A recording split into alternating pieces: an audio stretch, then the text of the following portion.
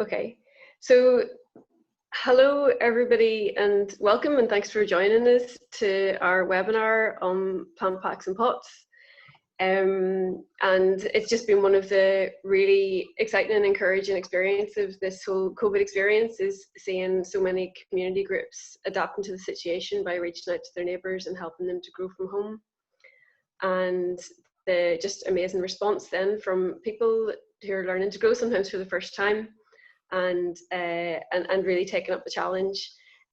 So we decided that it would be great just to hear from two people who have been carrying out this practice in different parts of the UK today. So we have invited Nigel McKinney from Climate Castlewellan, who's just going to tell us about his community's experience. And then we also have Alan Holland from Twigs Community Garden in Swindon, who's working in a more of a community garden setting, so just about how they have adapted and what they're up to at the minute. Karen's with us again, so that's good. I'm just going to do a little bit of housekeeping first, so I'm going to share my screen. Hopefully this is going to work. So this is our webinar, and just a little bit of housekeeping. So as you'll have figured out, you're all muted with your video off, so we can't see or hear you.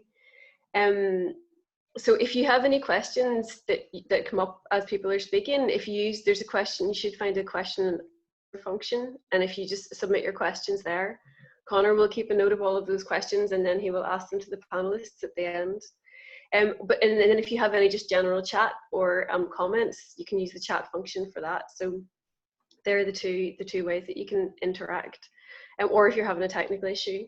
And then at the end, I think if we have a little bit of spare time, we might just actually join everybody's video and audio together, so that we can have a bit of an open floor discussion as well. So we'll see how we're doing for time. We are recording the webinar, so if you don't want your image or voice to be recorded, then don't join at that stage when you're invited. And yeah, if you accidentally get kicked out, or if you leave the webinar unintentionally, just use the same link that you used before. So joining us today, we have Nigel McKinney from Climate Castlewellan and Alan Holland from Twigs Community Garden Swindon. And yeah, we'll just follow up then with some questions and answers. So yeah, and feel free everybody to say hello to each other there in the chat function as well. I can see we've got Beth, Scott, hi, and Catherine Howard from Bonhill Community Garden. Thanks for your feedback. And Deirdre Pym, so brilliant. Okay, so I might just hand over now to Nigel. Would that be okay, Nigel? That's great, Miriam, and okay. Connor and Alan. Thanks very much. I suppose, first of all, I'd like to thank Social Farms and Gardens for the support they've given us in Castlewellan, because your support came really at just the right time and helped really catalyse the distribution of the lockdown gardening kits that we carried out.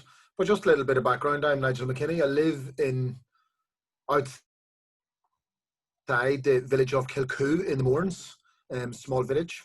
I'm a long-term gardener, always learning. I wouldn't say I'm a very good gardener, but I have the advantage of living on a small holding with a bit of an orchard and a couple of vegetable gardens and a greenhouse. But plenty of mistakes with the gardening. But going back to about 2012, I'd started a group called Grow It Yourself South Down. It was part of the Grow It Yourself movement across Ireland at that stage. And a number of us connected together really around sharing knowledge, information, expertise on growing. It sort of went by the wayside, but a number of us still maintained the personal connection each year. Maybe shared some manure, did a little bit of sharing of surpluses and things like that. Nothing major. But I'm also involved in a local heritage festival in Castlewellan called the Soma Festival. That emerged from Irish traditional music, but it became more of a celebration of landscape, culture, heritage music. And for a number of years, I've been programming the environmental aspects, really looking at the geology of where we live. We live in the mountains. looking at some talks and walks on flora and fauna landscape. Last year, the climate emergency was a matter of concern. Well, it had been a matter of concern for a number of years, but last year we decided to do something about that. We hosted an event in a local pub, Castlewellan Climate Catastrophe. And the intention around that was really to provoke people into thinking about what other communities were doing that was positive, not the doom and gloom story. We know and we knew about the doom and gloom story, but we wanted to catch people's attention, get them thinking about, well, what does climate change mean for this rural part of South Down, and what are we going to do about it? And we had 72 people show up that night. We had a great speaker, Davy Phillip from Clough-Jordan Eco Village. And Davy talked about shared living, growing, inspired people with ideas. And from last July right through to Christmas, we continued with those community conversations in a local venue. Maybe 60, 70 people, just making connections. We weren't coming up with firm plans for practical action at that stage, just making connections personally with people. But that started to spawn some new things. We held our first repair cafe in South Down in Castlewellan Community Centre at the end of February. And I had a little bit of money. I'd secured £1,000 from the National Lottery on a personal basis, one of their 30th anniversary awards. And we planned afoot. We were going to have 2 repair cafes. We were going to start with some events engaging farmers locally. It's a farming community here. There'll be in the marginal land, my neighbours are all sheep farmers, and we know about the contribution of farming to climate change and the disputes around that. So we wanted to run an event to start to engage people, not to set up a conflict with farmers. Farmers are our neighbours, ourselves even, but just to start exploring, well, what are the implications and what do we need to do? We'd also planned a film showing, but then we had coronavirus and all of our plans were essentially wiped out, as were everybody else's. But I decided, in concert with a couple of others, that we couldn't sit back and do nothing. In another life, I work for an organisation that supports vulnerable older people living in their own homes with a social work model. And I was aware, looking at my own family, my mother, neighbours, friends, of the impact of being in a lockdown situation was going to have on people's mental health and well-being, physical well-being as well, and thought, well, what can we do with our little bit of money around that? And those of us that are into gardening and growing, you never really sit back and say, oh, that's really good for my mental health, I'm going to do that. You just feel good when you're out doing stuff, when you're out in the fresh air, when you're getting your hands dirty, when you're seeing something change and grow, when you can eat something that you've grown yourself, and sharing that joy and excitement and pleasure. I thought we can do something locally with that little bit of money to make that happen for other people, even in a small way. So essentially over a number of weeks, and it's a bit of a blur now when it even happened, I started assembling a coalition of willing volunteers through our Soma Festival group, through other personal connections, and we set out to be relatively ambitious. In that I thought, right, we'll deliver 100 kits. 100 sounded like a good number, more than anything, to be honest. And I thought the kits have to be substantial. 40 litres of compost. I actually was going to go with 60 litres originally, so it was going to be kits, pots, seeds, compost, whatever. And having a bit of a background in project management and being, well, the best way to get people to help you is to ask them. I asked a couple of close friends and family members as well, and we assembled these lockdown kits, 2 pallets of peat-free compost. It was a bit of work getting everything together. Took Connor's advice there on the the old fertility aspect and managed to get some seaweed, 200 kilos of dried granulated seaweed, weighed out into 2 kilo bags. Bought every seed I could find in the local in the local supermarket. Asked people for seeds. Drove around Castlewell and Newcastle, Kilcoo, picking up seeds that people left safely on their doorsteps. Quite a lot of seeds. People were very generous. And we started assembling kits, used technology, a Google form that people completed and emailed to me. Well, I had access to the email account. And then we started to assemble a group of volunteers who would deliver those kits door to door. That was part of it as well. I was conscious that we had the people who were, it's hard to recall now, but people were afraid to go out of their doors, particularly people with disabilities or other illnesses. And I thought, we got to bring this stuff to the people's doorstep. Somebody stepped up and phoned me and said they'd cover the volunteer expenses, which was great. Miriam and Connor and co with their seeds, with the money that you gave us, that actually your money bought the seaweed. A local community garden gave us 500 pots. A volunteer washed each one individually. Spent a weekend doing that. And really, I suppose me and another guy were at the centre of it, making up the kits. But we had about 30 people involved in making this happen. And it struck me as well that the value of what we were giving out to people was fairly modest, to be honest. A bag of compost, a bag of seaweed. Actually, we put in a bag of sand as well. You know, remember that now. I bought a ton of sand from a local builder suppliers. Forgot about that. But the value was small financially, but the impact that it's had on people has been extraordinary, because allied to that delivery of kits, we have a Climate Castlewellan Facebook page, and that has turned into a community resource and a community network that at the minute is focused on growing, but it's growing friendships and connections as much as enabling people to grow their sunflowers and their basil and everything else. And I had somebody come up to me in the local supermarket, I didn't know them, and said, the delivery of your little lockdown kit has changed my mother's life. She was elderly, she's already been in a traumatic situation from grieving. She's got a little bit of purpose. So I was actually overwhelmed by, there's loads of stories like that.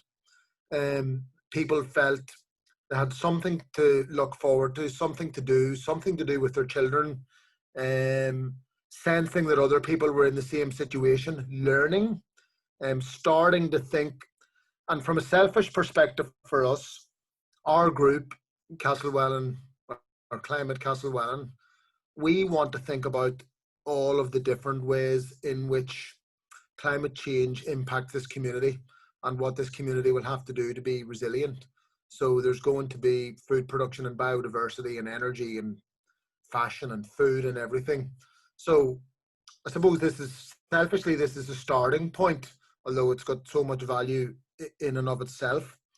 And I suppose the other thing I would say you might want to, which I thought has been really incredible, I think I picked it up on Twitter, the idea of a give and take stall, or the idea of a plant stall. So with an old piece of greenhouse staging, I asked somebody to paint up an artist, a local artist. I asked them to make a sign. They spent 2 days making the sign. It's called the Castlewellan Soma Festival Give and Take Stall. And that's erected in the square in Castlewellan beside a local off licence.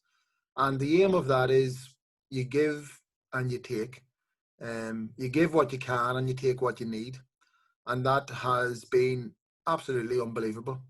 So we all know as gardeners, and particularly this time, you often plant too many seeds, or you want something and you couldn't get the seeds, or it didn't germinate. This year it was particularly acute because of the lack of seeds. So people are sharing their seedlings, and it's been huge. we used it again then as the locus to give away some more composting seeds that the local council donated to us a couple of weeks ago. But the next town along, Newcastle, they liked the idea, they copied it. They have a give and take stall for seeds and seedlings, mostly edibles, but other things as well. One of the people involved in our group had previously done some work with Syrian refugees in Downpatrick. So with the Moore Heritage Trust, they now have been supported to get involved in gardening. The generosity in the network has extended to a cross-community group in North Belfast of women who've been supported to get into growing some sunflowers and herbs and so on. And I stopped off at our stall this morning. Yeah, there are tomato seedlings, fennel, people post on the Facebook page when they're going to donate stuff, what they're going to bring, when they're going to bring it. And I've no doubt that hopefully, if we nurture it properly, this won't only be a COVID emergency response initiative. That hopefully will embed deeper connections that will last over the summer and beyond. I can imagine we'll be sharing surplus produce. It'll be a stimulus to get people involved in other events and activities. I've just had an email from one of the sustainability officer in the local council. I've been sharing with him the idea of a community orchard. Can we get a site? Can we galvanise some work around that? Local tree planting, other initiatives like this. So I'm probably going on too long, Miriam, or do you want me to? Am I nearing No, you're the grand. end? You've still got time, but I think it's amazing what you were able to do, and I was able to galvanise so much support. And we were talking yesterday, weren't we, about like how do you in such a time of uncertainty, how you were able to make the decision to act at that time, and as well that you had a bit of background knowledge in infection Well, I control. suppose, You said yeah, because of your training. and an idea that how we needed to do it safely. I mean, I from my own day job, in supporting an organisation that deals with older people, we had to move very quickly to remote working, and my colleagues visit older people in their own homes to carry out detailed social work assessments. So I was aware of some of the issues around keeping people safe, although they're fairly straightforward as well. But we needed to still source the material, so I did buy gloves and hand sanitizer, and a lot of it wasn't needed, to be honest, because anybody delivering kit, then they were instructed. They weren't going into people's homes. They were leaving the kit. The kit was bagged up in a double bag, that allowed the householder then to just mix all of the ingredients together. But I suppose I'm thinking, what enabled us to do this? There was a sort of a happy coincidence of a number of factors, and I just happened to be at the center of them. We had the money, a little bit of money, enough to do something. Your money made the difference as well, collecting the seeds, and the relationships, I suppose, and networks I had with a few people from the Soma Festival group and a few others from the climate group. We've been working together, me and the Soma folk, we've been working together for a number of years. It's a pretty good bunch of people. There's a lot of trust. The Castlewellan climate group people as well, they're people with the similar ethos and values around, we're not trying to build some sort of organization. I suppose we're trying to do the best thing that we could locally, and I suppose having a bit of knowledge in project management. But we didn't ask anybody for permission. Felt it never even crossed my mind, to be honest. I just went, do this and keep people safe, and that was important. A local landowner loaned us his barn for the kit assembly, and of course, I mean, it never even entered my mind that we would do anything other than assure him that there'd only be 2 people down at the site at any one time. When people were going to collect the kits, I'd tell him who was going, when they were going, those sorts of issues, Miriam. Amazing. And did you have any photographs? There are, but I never managed to pull them together. They're on our Climate Castlewellan Facebook page, which of course anybody can join up to, and they can be admitted. There are plenty of photos on there. We did get a bit of coverage in the Irish News, the regional newspaper, particularly around the stall, which was a sort of a novel enough idea, and people are sharing photos of their growing progress. What else? I suppose, I mean, in my mind, I have to think about, we had a Grow It Yourself movement before, and it sort of petered out. And I don't really know why. Potentially it was because we were thinking at that stage that you had to always be physically engaging in meetings, you know, and using different venues. Maybe this time we will have a bit of longevity. I don't expect that we'll want to maintain social distancing forever, that this is all online, our engagement on our activities. But if we have a combination of approaches and use technology, we might have the opportunity to sustain this into the future, so that next year we'll encourage more people to get involved in growing, whether that be tree planting or vegetable growing or fruit tree growing. Next year our stall might be there again, you know, in terms of seeds and seedlings and so on. The connections that we've made people that are making those connections will come up with other ideas themselves, radical and exciting ideas. So they'll do things that we shouldn't and don't want to control, because I would say, maybe arguably anyway, the whole thing is about growing community and growing collaboration and sharing, and, you know, as much as growing tomatoes. So I'll finish at that, maybe. Yeah, no, that's amazing, and it'll be a catalyst for other things in your community, which is just it's an amazing thing to see. Thank you so much. So now I'll introduce.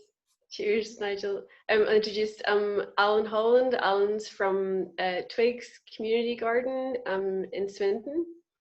And we got in touch with Alan. Alan kindly filled in our online survey, which is still live, I think, that you can participate in. And it was just gathering information on how people were coping during the COVID crisis and what extra activities people were up to, because we knew a lot of groups were doing additional activities during this time. And so Alan had responded and said that his organisation were distributing growing packs to the members that would usually attend the community garden. So he's just going to tell us a little bit more about that. Is that okay, Alan? Yeah, that's fine. Thanks, Miriam. So, yes, good afternoon, everybody. I'm here in Swindon in Wiltshire at Twigs Community Garden site. So we have been running a community garden site here on approximately 2 acres of land for just over 20 years now. So it's become quite a mature garden site.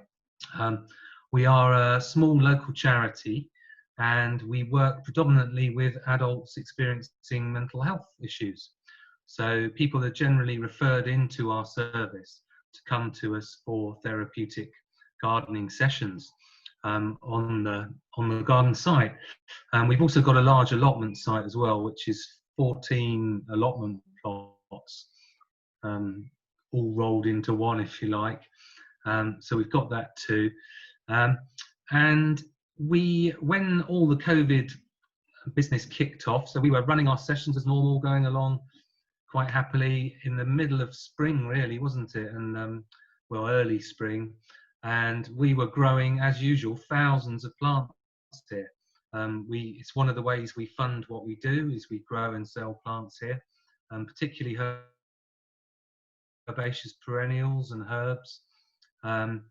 And so we had lots and lots of plants growing in our greenhouses and polytunnels, and suddenly nobody here and nobody to look after them, and prick out thousands and thousands of little seedlings waiting to grow on.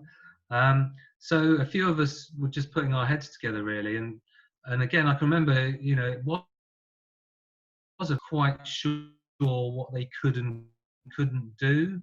And I can remember, some people were instantly self-isolating themselves, and other people didn't feel they were allowed or permitted to travel or to go out or to come to the site. So it really was, in those initial stages, quite bleak in terms of participation from volunteers or staff here. So it was a very small group of ours, and smaller than Nigel was saying.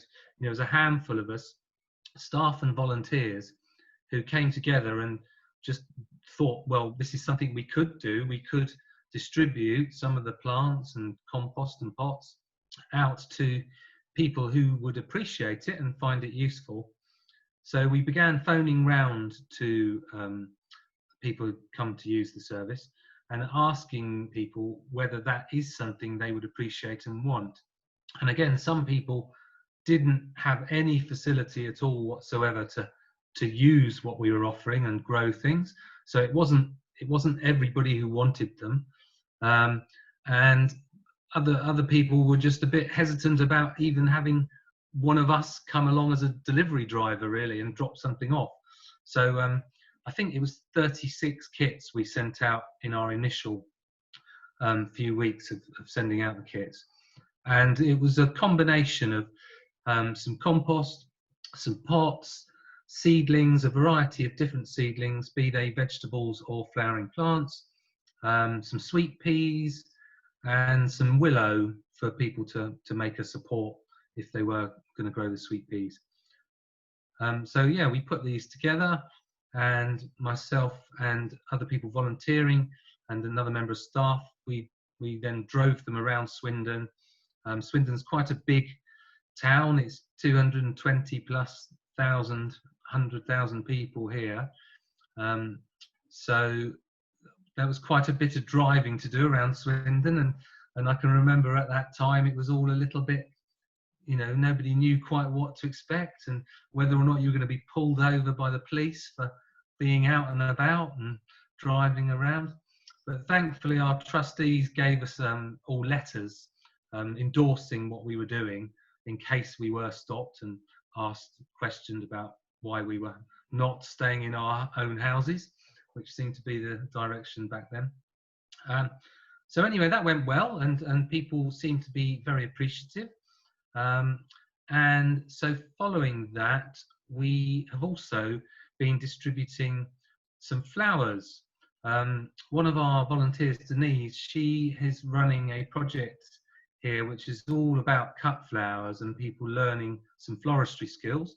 It's called Wild and Wonderful, and she has been growing and sowing along with other volunteers and people coming into Twigs lots and lots of cut flowers. So we've got lots of cut flowers coming on now. We're also very fortunate that we are sponsored by Sarah Raven's company and her mail order garden supply company. So they pretty much help us keep going, and they supply us with seeds and bulbs and plants. So that is a wonderful supporter that we have to keep us going with our work.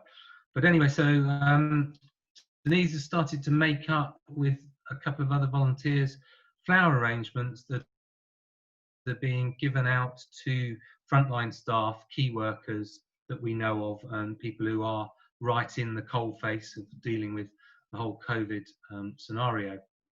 And I can show you some pictures of some of these things, hopefully, if the tech works. So share screen, here we are. Share. Is that viewable? Yeah, it's just coming up now. Yeah. Nearly. So yep. So the first picture you should see there is a cherry in blossom. Is that what you're seeing? Yep, Connor. Yep. So anyway, I put that photo in because that was flowering when it all kicked off, and it was a very weird time, but nature obviously was unaware of that in some ways and carried on, and there was this beautiful cherry blossoming just as it was all starting. And you should next be able to see a shot looking down one of the paths through our garden site. The whole site is divided into a series of themed gardens, and different people tend to different areas of the site and look after their own garden spaces. And here's a shot of some of the kits we were pulling together outside the gates. And we've been, so because people were very appreciative of the kits, and it obviously was providing a meaningful activity for people, and also we found people liked the fact that they had the activity, but they also liked the idea that when they had grown on some of these plants, they would be able to bring them back to the garden site, community garden site, and in a way they have just tended and cared for a part of the Twigs gardens that there wasn't an expectation people would bring it back, but I think there are going to be quite a lot of people who do bring back plants to the site. But this time round, so we've done a second round now, and because restrictions have been eased, people are coming to collect quite a lot of them. So we've had far less deliveries to do, which has been good for us because it's been so hot. We've been doing lots and lots of watering. So people who are coming to collect the kits, that's really helpful to us. And there's a shot of one of our cut flower beds. So we've got several beds full of different cut flowers.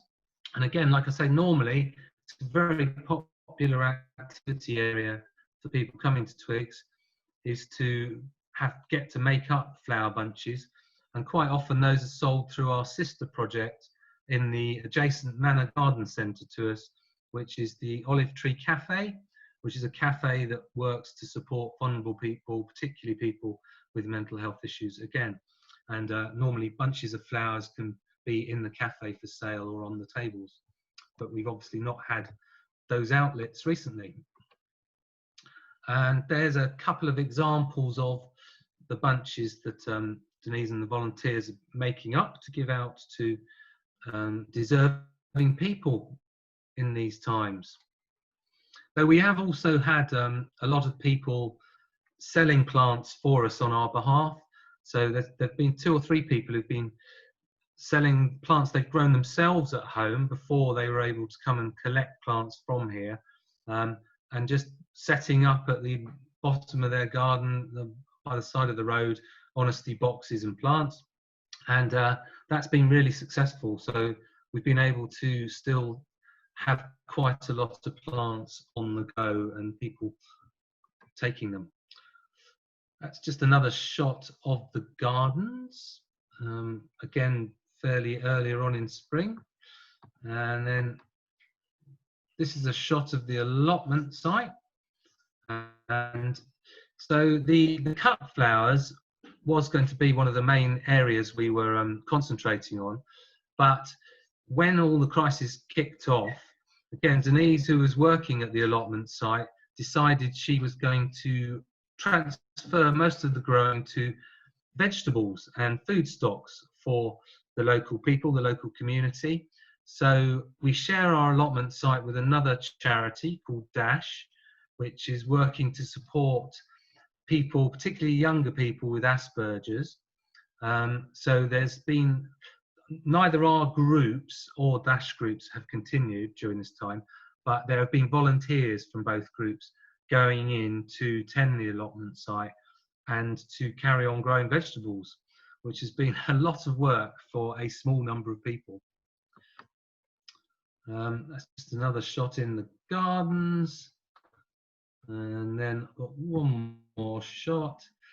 So that's just a selection of our plants that one of our volunteers was kindly taking away to sell from their own house. I mean, normally our community garden site is also, as well as running Monday to Friday therapeutic gardening sessions, we're open to the general public on Mondays, Wednesdays and Fridays ordinarily, and the public give a small donation to come in and they can buy plants and flowers. So none of that's been happening, obviously. So we are looking at other ways to be able to distribute our plants and flowers around Swindon, really. I'll just take that off. Okay, so that's it really. I think I've covered what we've been doing and how it's been going. On funding wise, one of our trustees has done very well getting some money from the Wiltshire Community Foundation, which is an organisation that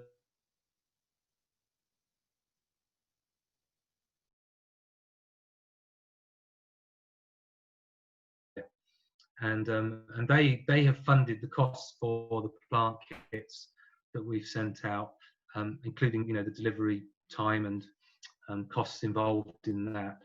So that's all worked really well as well. You said that they were able to get you that funding within a couple of weeks, isn't that right? Yes, yeah, really quick turnaround, which again was quite heartening that some of the fund giving bodies are very aware of the acute need at the moment and are turning around grant applications much more quickly than normal. And again, we're no different, I'm sure, than anybody else, that we normally have a programme of events going on here in the gardens, which is a substantial way, again, that we raise the money we need. And we haven't been able to run any of those events, obviously. So, yeah, it's been tough. Though the government furlough scheme, I have to say, has been a lifeline. And some of the staff have gone down to 80% of their normal working hours, and some are furloughed. But without that, I think it would have been very hard to balance the books. Mm-hmm. And have you gotten any feedback from the people who've received the kits, how their plants are getting on, or? Yes, we know they're going well. And first time round, it was pretty much a case of we were selecting things we had here available to people, and packets of seeds, like Nigel was saying. We had lots of seeds here waiting for the coming end to spring and our sowing. So we had seeds to give out to people, and people, telling us how things are growing really well. And this time round, the second set of kits, people were being prescriptive about what they'd like. So people was, oh, could I have a sunflower, or I'd like 3 chili plants and 2 sweet peas. And so the second batch of kits have been more specific to people's particular needs. But it's been really nice to hear from people who have really appreciated the kit, even though it seems like a very small gesture. Amazing. And what you've distributed the second round of kits, but you're not really you're not really sure of your return date or what your plans are for the coming months. Of when we actually recommence sessions here. Mm-hmm. No, we haven't set a date, and again, probably like lots of other people, we are going through extensive risk assessment process of sanitizer and masks and all the equipment and the posters we need. So we are in that process now of getting the gardens ready to be open, and that will be both hopefully for therapeutic sessions and for the public to book appointments to be able to come in a phased fashion. But I'm not envisaging that happening until July at the earliest. Amazing. Thank you so much, Alan. Thanks for the pictures. They're beautiful. People were commenting. The flowers are lovely.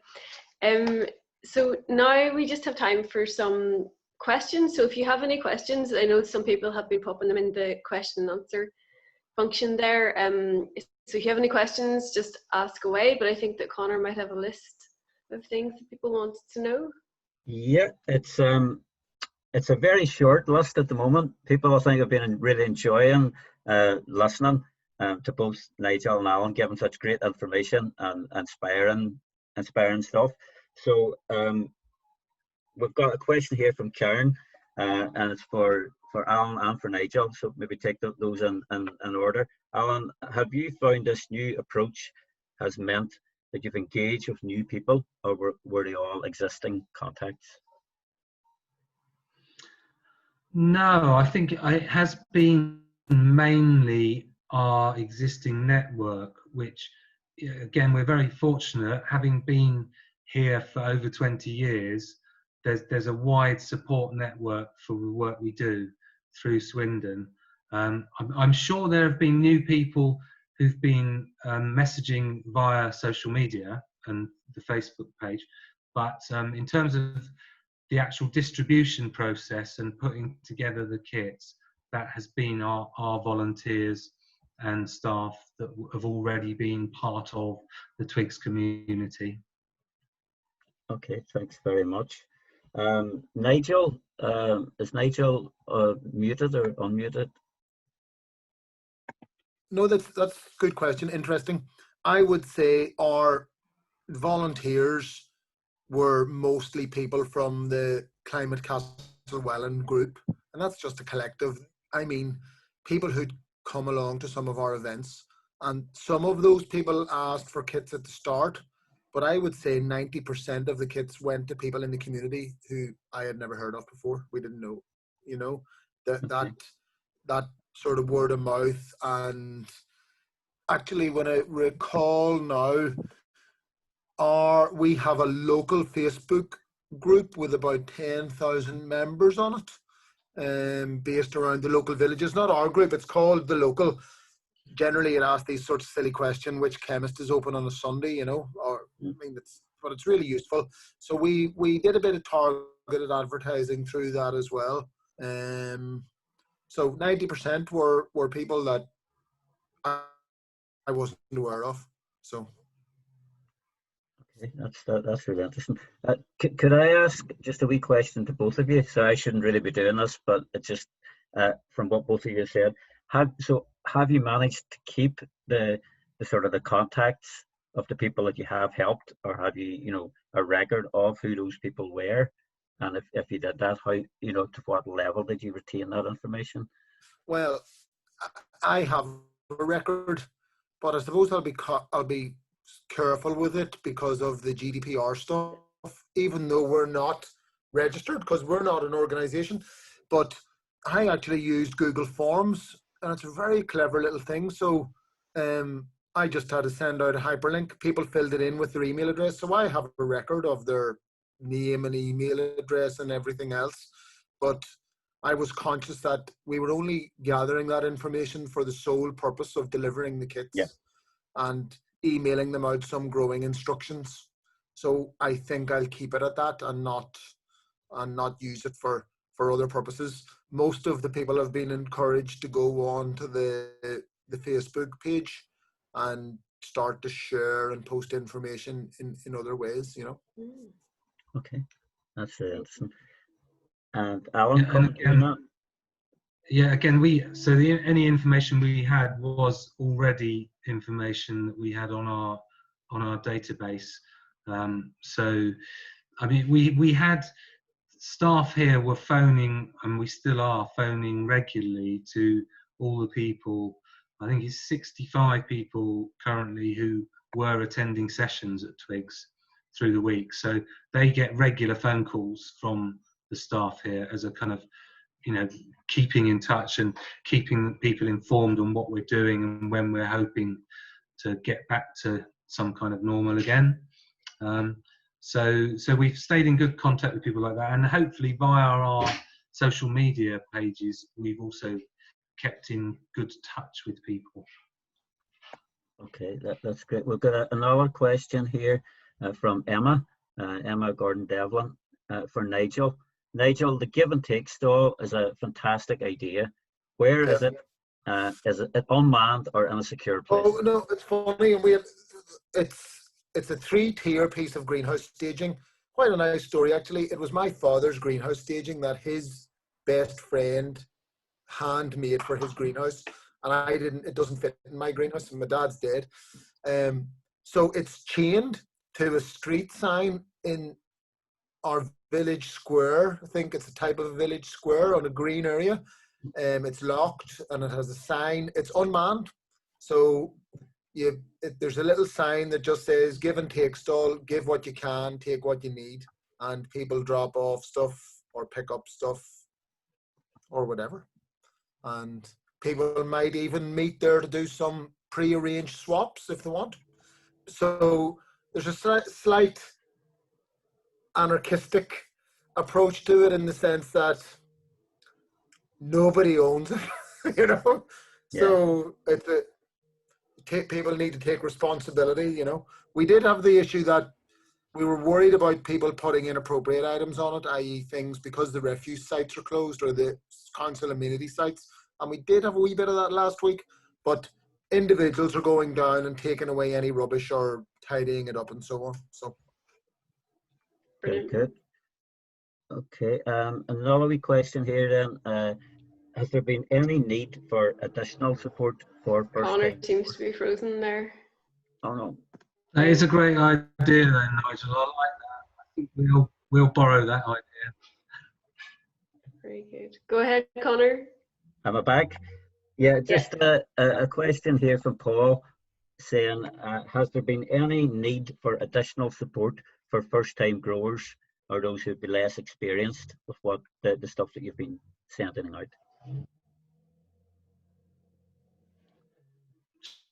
So I would go on that. Yep. So we did have we had it suggested that we should put instruction sheets with the kits for people to know what to do with the plants they got. We didn't manage to be that organised when we sent out the first set of kits, and we did have some subsequent follow-up calls from people wanting to know what something was and what should they do with it. So we just fielded a few of those really, and I don't think it was, none of it was insurmountable really. The sort of lack of perhaps horticultural knowledge around some of the things we were giving out. Okay. But I think with hindsight, instructions probably are a good addition. I'll jump in there as well. Yeah, because I had captured everybody that had requested a kit and were told they were getting one, I got all of their email addresses. I emailed them out a set of instructions and emailed them some hyperlinks to you folks, to RHS, to Grow It Yourself Ireland, and then the Facebook page is proving to be a source of people asking questions and plant identification.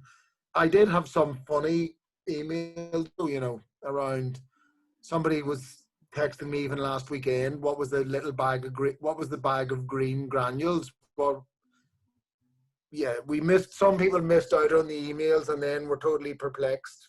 What do I do with this stuff? Which is totally reasonable if you're not used to gardening.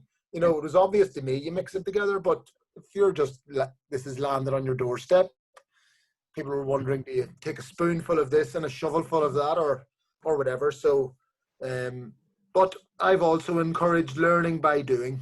God, you know, we all make mistakes at our gardening all the time. Like half of my seeds didn't germinate this year and then had another go, and so it's put it down to experience. Yeah, there's a lot of enthusiasm on that Facebook group though. People are posting their photographs of their successes as well, I see. So it's obviously worked okay.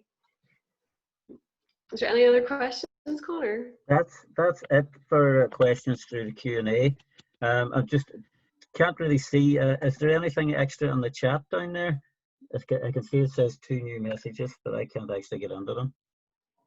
Well, yeah, there was something from Deirdre. Deirdre said, "Hi Nigel, would you work with schools? I teach teenagers in a local special school, and we were looking for a new project. We would be able to grow seedlings to trees in our greenhouse for you. Any suggestions would be great." I'm assuming Deirdre's somewhere in County Down, Nigel, so maybe that's a contact for Happy you. for people to, through you, Miriam, to be passed on messages. Working with schools is challenging. One, I suppose I should say, we're a collective. We're not even a formally constituted organisation. We're going on that journey, and we'll probably plan to become a cooperative or something similar later in the summer. And working with schools can be challenging because of the safeguarding issues. But in saying that as well, our local schools are pretty engaged in some environmental activity. Shimna Integrated College has a horticultural class and is doing stuff on some of the other schools. So I think in the longer term thing, our ideas around community tree planting or community orchard or even litter picks or whatever, they're going to we will be involving children and young people, particularly because I would hope that if schools aren't going back full time, we're going to have to look at more innovative ways of engaging children in learning and education and connecting, and those of us that are parents and community minded have some sort of responsibility there. Yeah, well, this is the thing, I suppose. It's a new way of doing community gardening, is just this distributed growing and getting people to grow on their own sites as much as possible. And that this might, like you were saying, Nigel, that it doesn't actually necessarily mean that the engagement is less, because people are doing the engagement online and the growing separately. So it's just an interesting way of doing things, and it could still have a really positive, beneficial effect. So that's just a happy thing that's been found out. Connor, what do you think now? So the idea was then possibly that we would invite everybody to share their pictures and voice, and we could have a little bit of a discussion at this stage. Does that sound okay? I think that'd be great just to see everybody's faces. We've got 9 minutes, so shall I just promote everybody to be a panelist? Okay. Yeah, and if you don't want your screen to be shown, if you don't want, then just don't accept the invitation. Yeah. And if you do want to join in, accept. So Connor's gonna work some magic there. Okay. Yeah. Just in the meantime, thanks so much to Alan and Nigel for your time and participation. And I'm hoping we'll be joined by a few more people. There's Ilsa and Amy joining us. Maybe it's in alphabetical order. It's in alphabetical order. We're totally non-discriminatory.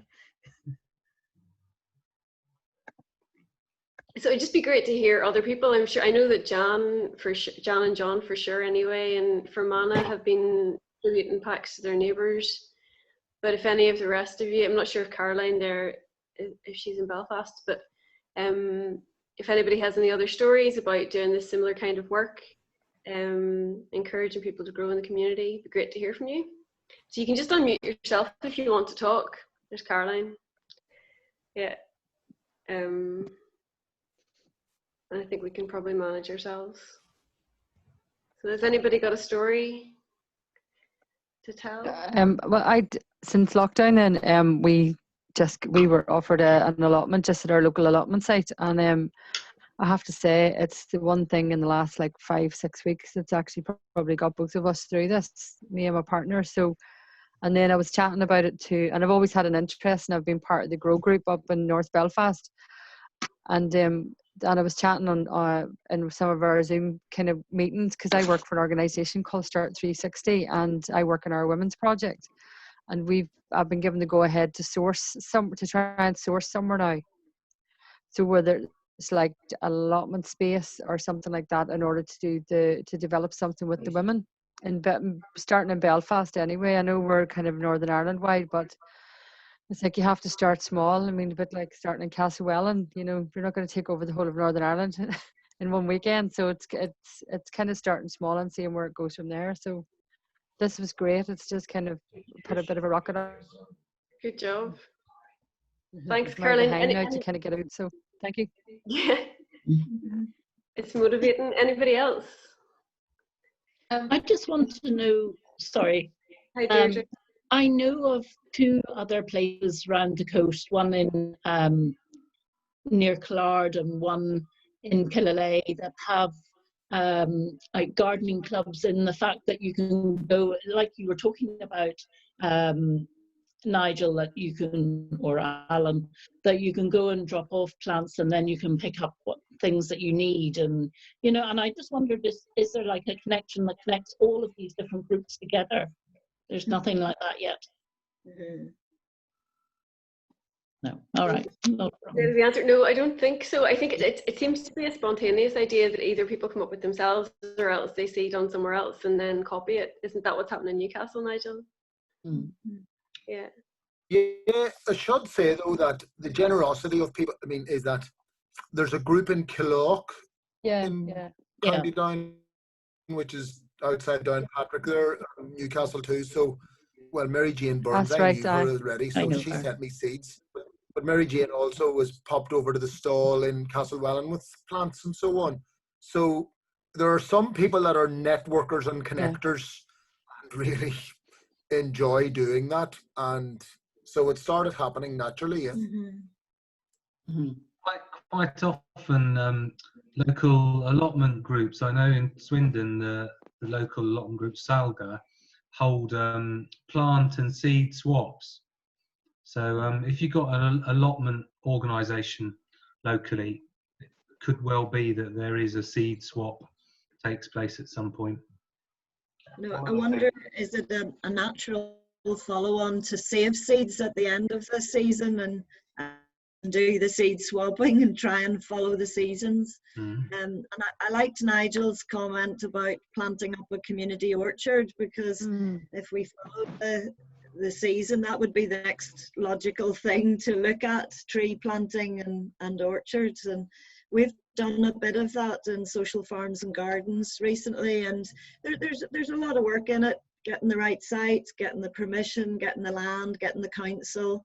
You started with the right folk there, Nigel, the council, to see if there's any land available. So that would be a lovely follow-on if that's happened. I don't know, Alan, if land is yours is your own land that you're on, or you lease it? Yeah, so all the land we use belongs to Swindon Borough Council. Yeah. And we have a contract with them which is 50% of our project funding, and we have the land on a peppercorn rent, which is another way they are basically funding the work we do. But you would manage and have the decision-making processes about whether you were open or closed during the crisis? Yes.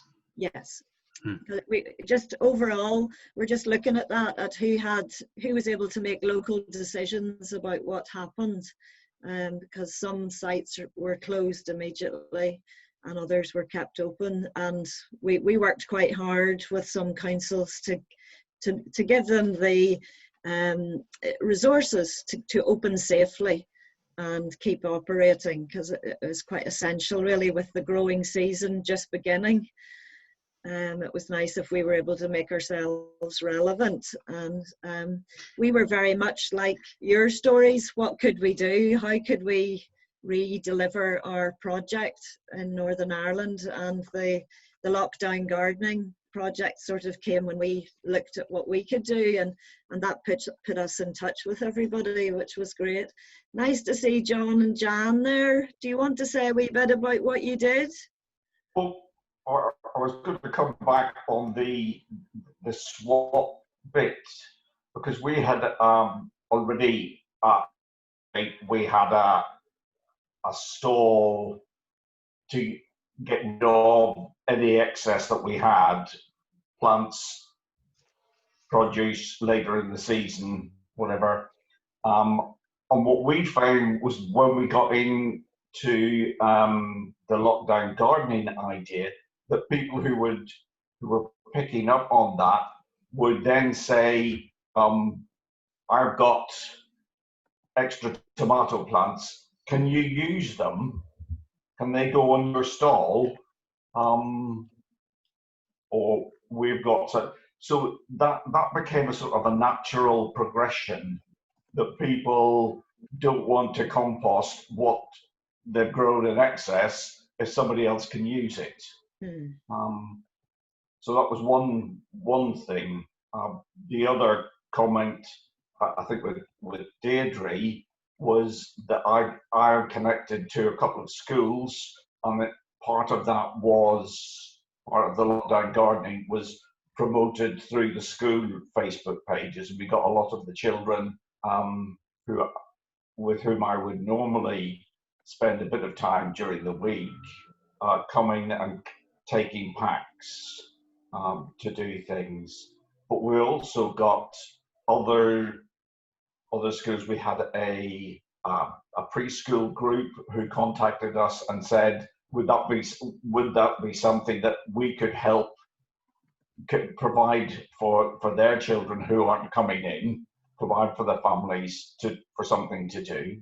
We had a contact from Devonish College, again from their department with special needs, and saying, could we help in something for they're less able to encourage to just to keep active and not sit in the house with a device. That's the one, yes. Whatever it is, the device, I don't know, screen, something. So what we found was that lots of people, I think, talked when they heard about it, might have responded as well, but they also talked to other people or passed on the information. And others came in and widened the whole, the sort of whole net, whole contacts that we had, and hopefully when we are freer to go and do things, certainly September, if not late further on from that, but we'll have contacts with a preschool group who have said, we'd like you to come down and perhaps do something. We've got contacts with Devonish College, and I might be going down to do something with them and just widening the net. Amazing. Thank you, John. We've just a few minutes left. Has anybody else got a story they'd like to share about this different kind of growing during lockdown? A few people haven't. Yeah, I mean, I could. Mm-hmm. Go ahead, Karen. Okay. Yeah, one of the jobs I do is I work for Digging Community Allotment as our sessional work, and yeah, like everybody else, we had to close in a bit of a hurry. And somebody else on the committee came up with the idea of us having a virtual veg show. So, and it was me that actually kind of got it going. So it's been a bit of a sort of one-person band on it. So I've been making up kits for classes like growing a cress head and growing sprouted veg, things that people could just do on balconies or windowsills. And it's been in 2 parts. So we've had like one bit that's just been judged at the end of May, and that was for all the really quick stuff while the whole kind of intense part of lockdown was happening, and really trying to get to people in the local estate. And it was interesting to hear people say this. I mean, I didn't even know whether I was really allowed to be there, you know, sort of doing things, and how did we get things to people, and eventually decided, oh, I could have a bit of a giveaway just outside the back gate, and families came and they, you know, we did distancing and they picked up things, you know, and took them away. And we didn't take people's contact details, which I'm now looking back and wishing I had, but we were concerned about GDPR. So we perhaps had lower levels of entries for the actual competition, even though they're quite good prizes, than if we'd been able to kind of ring up or message people and say, how's it going? You know, this sort of thing.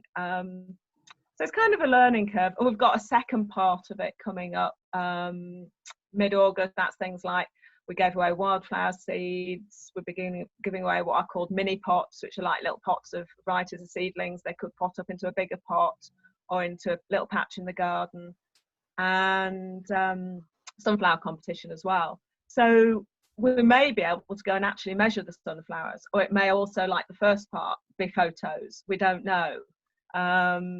I'm not sure how that bit's going to go on. We might even be able to have an event. It's not really looking like it, but you know, trying to keep things as open as possible so we could go in those different directions, how things go.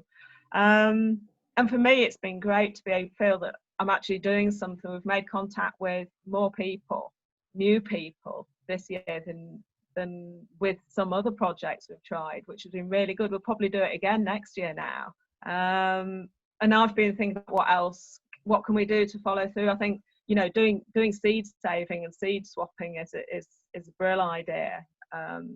Been doing quite a lot of plant dares in a different part of the city as well. And I'm wondering about next year, you know, how we're going to keep these people who this year got into gardening for the first time.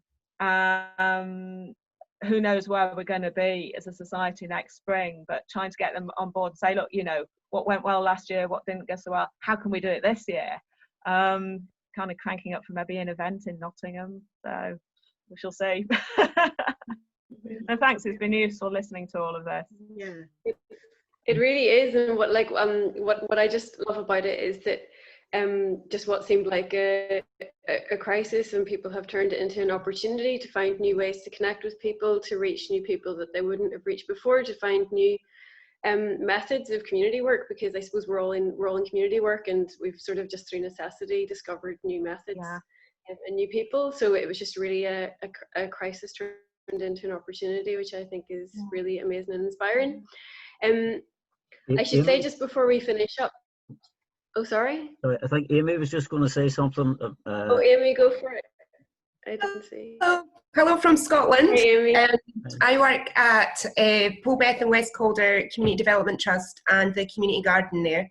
And we've been doing very similar things to what you've been discussing. We recently launched our sunflower race, as Karen just mentioned. She obviously came up with the same idea, and the response has been unbelievable. So we've handed out over 200 kits, and the only thing that's stopped us is that it's past season for planting them.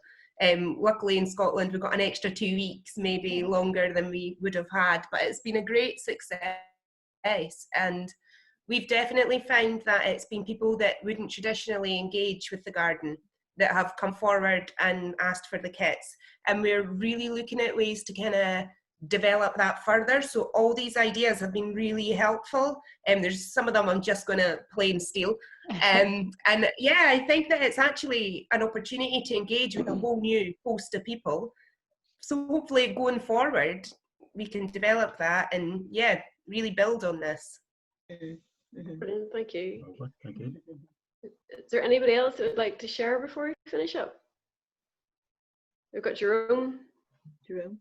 If everybody's okay just to stay on for another few minutes, it'd be good to hear. Hi, Jerome. I can't hear you yet, but He's unmuted. Oh, maybe your microphone isn't working, Jerome. I'm not sure. Sorry. You could put it into the chat function if you wanted, and we could read it out. Or somebody's coming to help. I'll just say while Jerome's getting started there, Patricia, Connor, and I work for Social Farms and Gardens, and as an organisation, and Diane as well there. And as an organisation, we are developing sort of guidance about how people can start to adapt their working practices going forward, and we have a number of resources. We have on YouTube, our YouTube channel, we have a webinar that was specifically about adapting working practices that you can just look up on YouTube on our channel. We also have a Social Farms and Gardens group on Facebook where people are just doing peer-to-peer sharing, like asking questions and sharing advice with each other about how they're adapting their working practices. And as an organisation, we're developing sort of either template risk assessments or checklists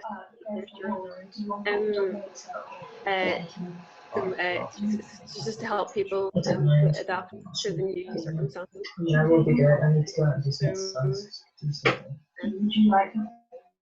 Diane, you can mute yourself. Oh, sorry. So we are developing resources, and I will send out links to those things to everybody who registered after the event. Jerome, are you able to speak now? Oh, I'm sorry, we still can't hear you. No.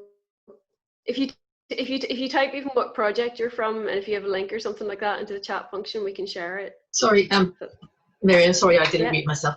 I was just going to share something from our local park, Friends of the Park group, which is a slightly different take on what's been discussed.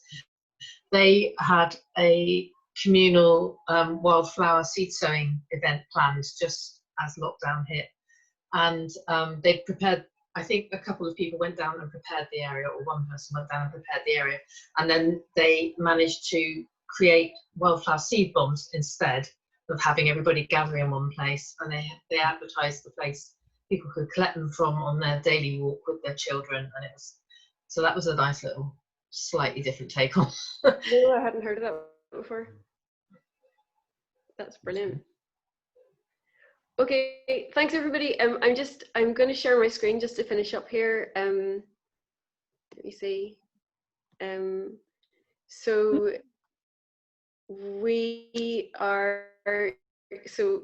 come through that bit. So we've got another webinar that's happening tomorrow, which is Lucy from our Wales office, which is about land tenancies and planning issues during COVID.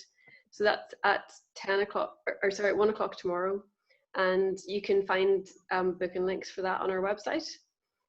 And this is the Social Farms and Gardens group on Facebook as well, if you'd like to join it. And there's some good conversations happening on there. And just to finish off, this is us. We're Social Farms and Gardens. We're a membership organisation. You can join for free. There's a link to join on our website, and you'll hear about sort of upcoming opportunities and resources that we're developing. And it would be really great if you would join us and tell us about your projects, especially all these new projects that are happening, and just to remain as a network and to help each other out. So that's everything for now, I think. It just remains to thank everybody who's helped. Thanks Connor, thanks Alan and Nigel, and thanks everybody for sharing. And this will be available to view on our YouTube channel shortly. So thanks everybody and have a good afternoon. Bye. Bye. Bye. Thank you. Bye. Right, so leave So what time did we start? 1/2 so it was an hour. They planned it to be an hour, and it is an hour. It does. Okay. Okay, so I end the meeting for all? Yeah. That's okay, bye-bye.